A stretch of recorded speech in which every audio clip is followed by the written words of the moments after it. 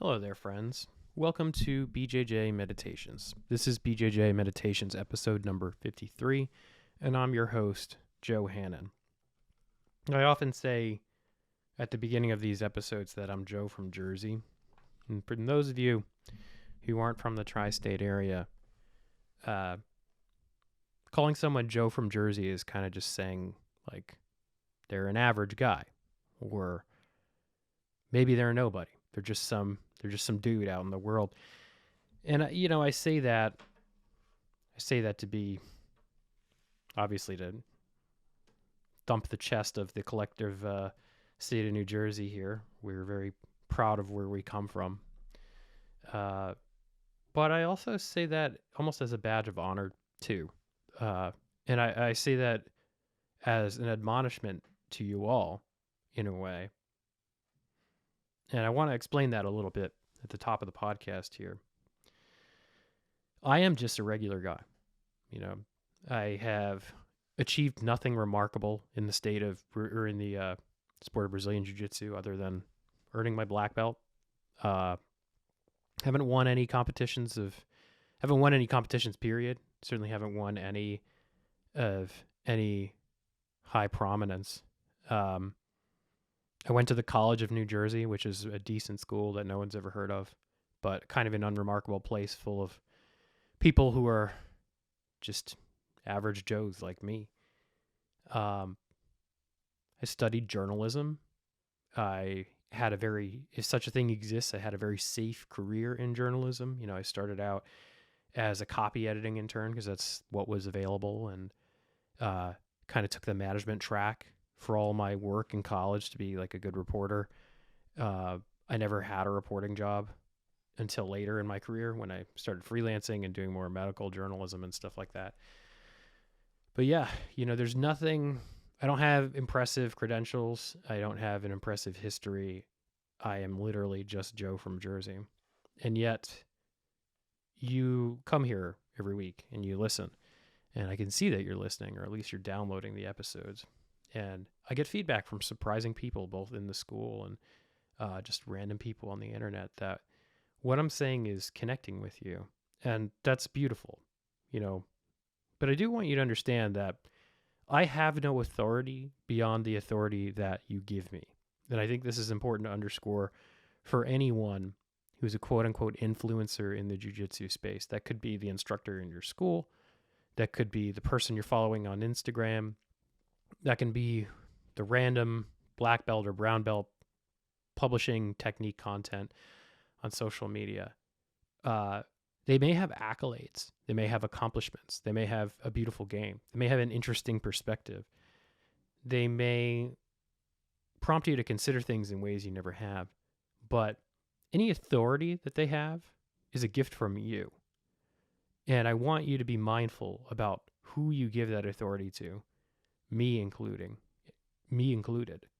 Who are you giving it to, and do they deserve that authority? It's something that I wrestle with constantly as this podcast grows and as my coaching career kind of takes root here. And it's something that I hope I can raise the level of consciousness around. I kind of got into jiu-jitsu because I was very much in that realm of the internet, sort of the self-improvement realm, listening to the earlier days of the Joe Rogan podcast, hearing guys like Paul Chek on the Align podcast, people like that who have interesting perspectives, but you can tell if you listen closely that their flaws are not so deep below the surface. And as I sort of work my way into this very crowded space, I'm trying to make a conscious effort to keep my flaws at the forefront. And that's kind of what this episode is about. Not specifically my flaws, but the flaws of self-improvement in general, and giving this authority to people who may or may not deserve it. I want to read to you a selection from a recent Alan Watts podcast that I was listening to. There's a fantastic podcast called Being in the Way, and it's curated lectures, various Alan Watts lectures, from from throughout his career.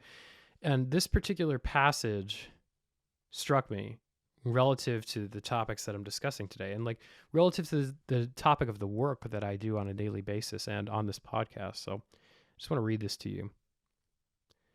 You are not going to improve the world, and you are not going to improve yourself. You are just what you are. And once you have accepted that situation, you have an enormous amount of energy available to do things that can be done. And everyone else looking at you from an external point will say, my God, how much so-and-so has improved. But you can't do it. One very simple reason, which I think most of you by now are familiar with, is that the part of you that is supposed to improve you is exactly the same as the part of you which needs to be improved. In other words, there isn't any real distinction between bad me and good I, between the higher self, which is spiritual, and the lower self, which is animal. It's all of a piece. You are this organism, this integrated, fascinating energy pattern. Now, I've listened to that maybe a week and a half ago, and I've been thinking about it every day ever since because it's difficult for me to accept. I think one of the major reasons why I'm drawn to doing this podcast is because Jiu Jitsu has been this vehicle of transformation for myself and a vehicle of growth for myself. So that seems kind of contradictory to what Alan Watts is saying, essentially that there is no improvement either in yourself or the world. It's kind of, it all roots into this idea of you are just what you are. And the more you can accept that, the more you'll be able to flourish, essentially, or to have less suffering in your life. And part of me is like, okay, I get that. You know, you're fighting this sort of intractable battle or this unwinnable battle. When in reality, if you kind of accept yourself for who and what you are, then the suffering stops. But on the other hand, like, as I said on the previous episode, we all have this rascality to us. And I think this is Watts being the rascal that he is. But this is also, I think, maybe perhaps the striving that we do engage in on a daily basis is keeping this rascal honest. You know, otherwise the inner rascal is just gonna run rampant.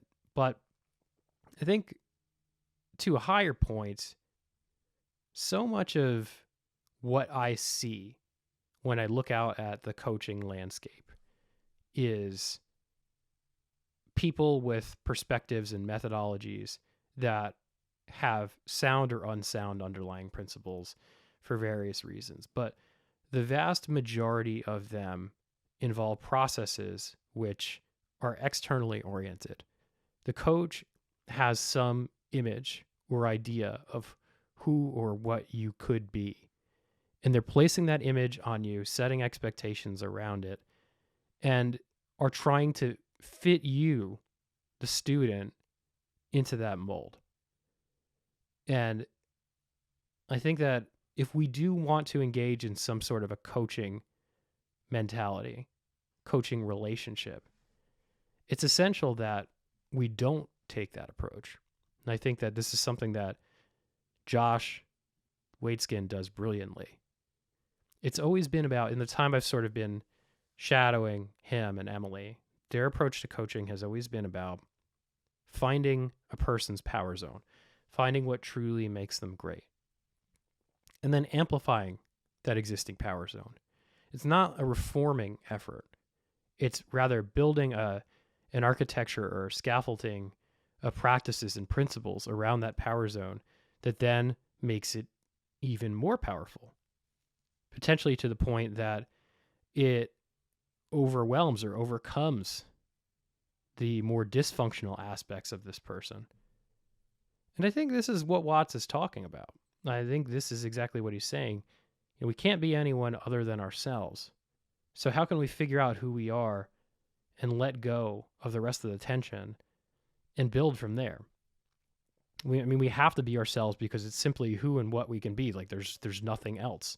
There's nothing else. And I think that all of that striving to be anything other than who and what we are is kind of just wasted entropy or wasted energy. We're just kind of contributing to entropy, right? This was really apparent to me last night when one of our black belts was teaching, Josh Smith.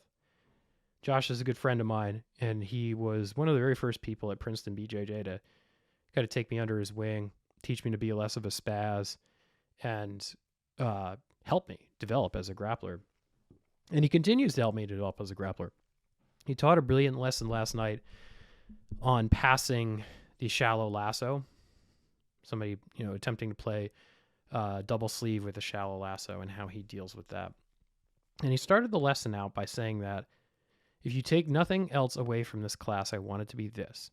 When I am in this position with a single lasso on one arm and the other arm extended in more of a traditional spider guard position, the more I put structure into my body, the more I resist what my opponent's doing, stiffen out my arms essentially, the more I'm giving my opponent structure to work with.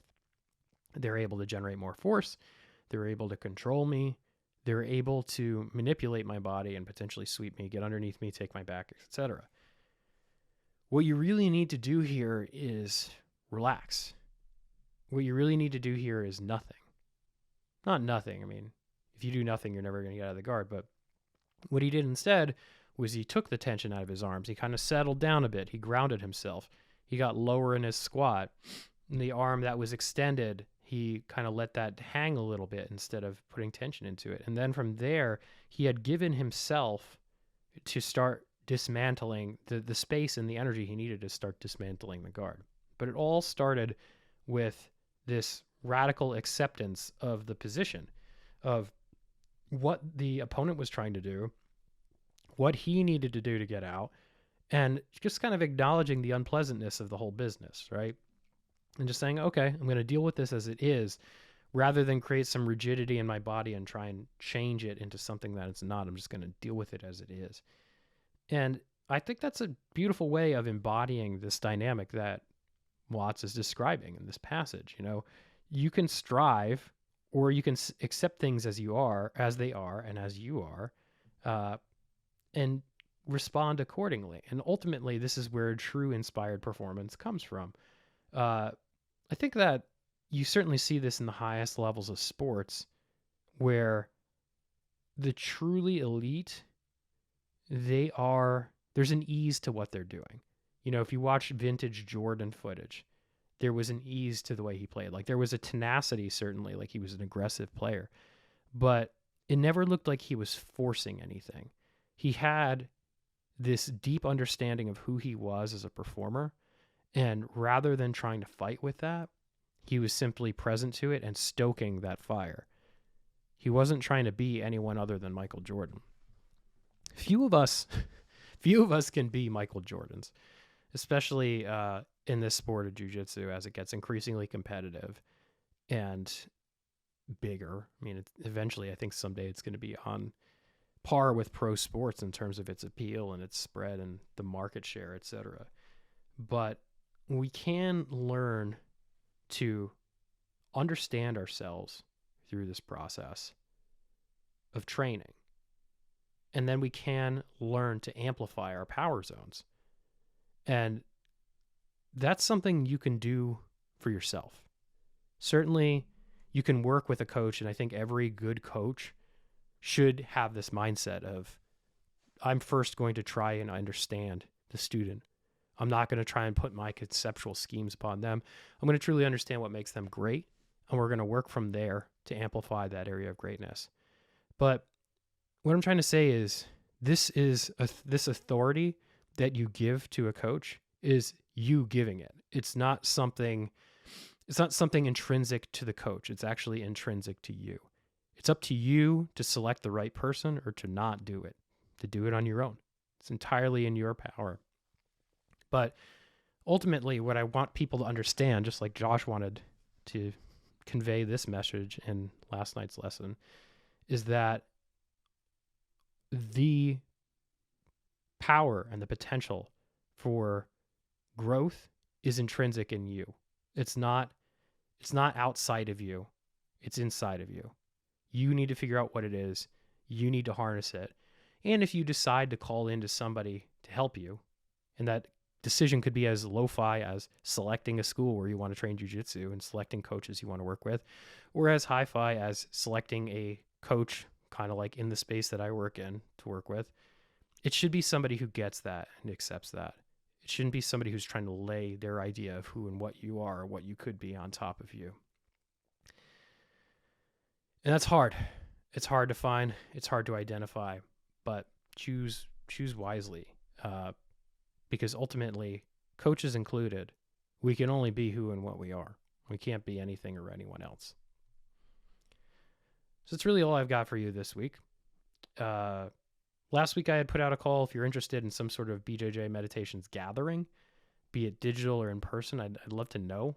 You can email me at bjjmeditations@gmail.com and send that over to me with your thoughts. That's something that appeals to you. You can go to bjjmeditations.com to book coaching sessions with me. That's the best way to support me from a business standpoint. You could also make donations there to offset the production cost of the podcast, which, so I pay about like $15 a month to host the podcast. So really like a small donation goes a long way in terms of like offsetting that dollar amount. It's not a huge dollar amount. I already have all the equipment I need to podcast. But yeah, it's really helpful when you guys do that. There's a new essay up on my Substack, which I may talk about at some point on this show. It's not directly related to jiu-jitsu, but of course there's a tie-in. It's something I wrote a while ago but never published, but the timing felt right owing to a conversation with Elizabeth Bass and her experiences. It seemed like it was time to pull the trigger on that one. So I'll drop a link to that in the show notes this week if you're interested. That's also a great way to support me.